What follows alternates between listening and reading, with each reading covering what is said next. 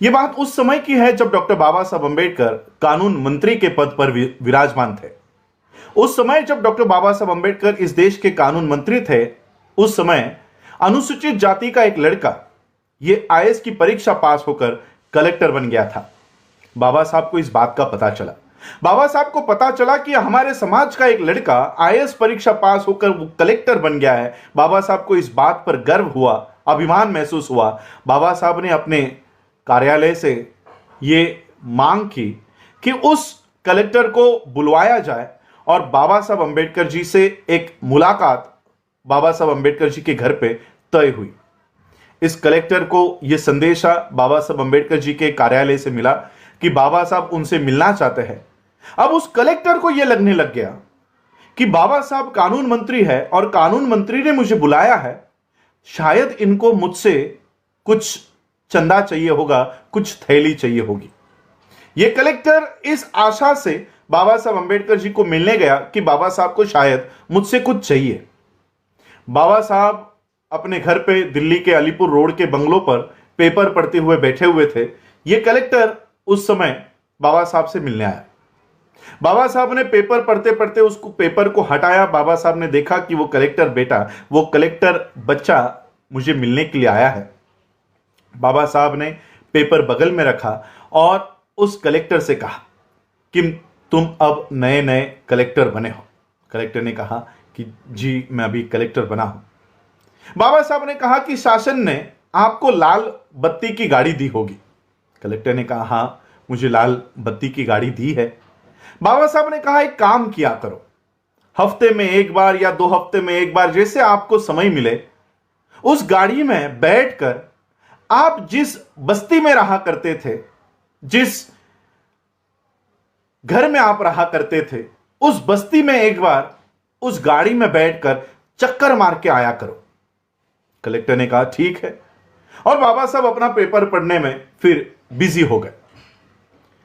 आधे घंटे के बाद, 40 मिनट के बाद जब बाबा साहब ने पेपर हटाया, तब बाबा साहब ने देखा वो कलेक्टर बच्चा अभी भी खड़ा है। बाबा साहब ने कलेक्टर से पूछा क्या है, क्यों खड़े हो? तो कलेक्टर ने बाबा साहब को कहा कि बाबा साहब आपने मुझे मिलने के लिए बुलाया था, आपको शायद मुझसे कुछ चाहिए था। बाबा साहब को पता चल गया कि इसके दिमाग में क्या चल रहा है।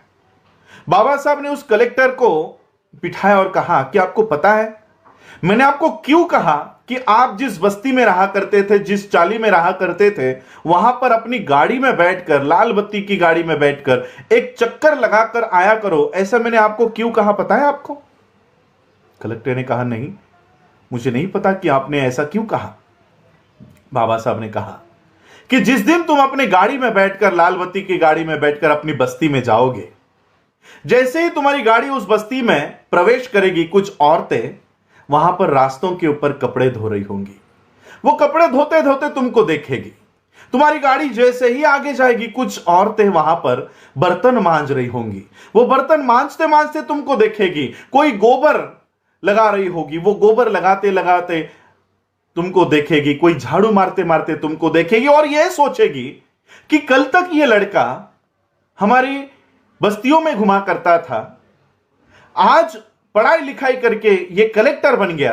वो कपड़े धोने वाली औरत, बर्तन मांजने वाली औरत, गोबर पोतने वाली औरत, झाड़ू मारने वाली औरत, वो अपने मन में यह तय करेगी कि अगर ये लड़का अगर कलेक्टर बन सकता है, पढ़ाई लिखाई करके अगर ये कलेक्टर बन सकता है, तो मेरा बच्चा भी कलेक्टर बन सकता है। ये भावना उस औरत के दिमाग में, मन में प्रवेश करेगी और इस तरह से हजारों कलेक्टर हमारे समाज में तैयार होंगे। बाबा साहब ने यह बात उस कलेक्टर से कही। आज मुझे आप बताइए, क्या बाबा साहब के इस बात के ऊपर हमारे समाज से निकले हुए कलेक्टर क्या आज बाबा साहब की इस बात को फॉलो कर रहे हैं?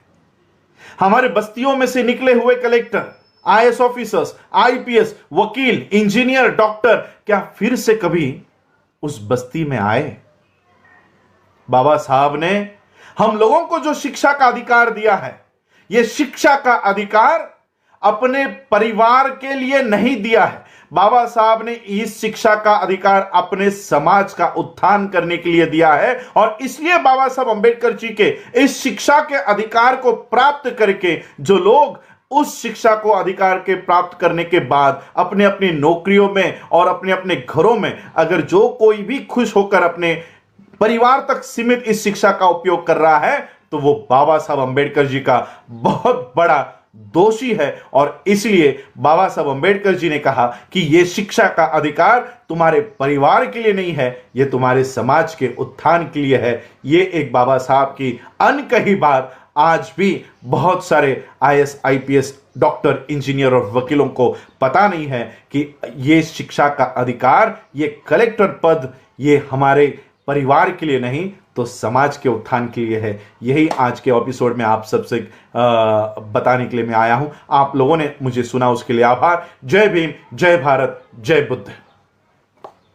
बहुजन समाज से जुड़ी हर खबर को देखने के लिए बहुजन टीवी को लाइक कीजिए, सब्सक्राइब कीजिए और शेयर कीजिए।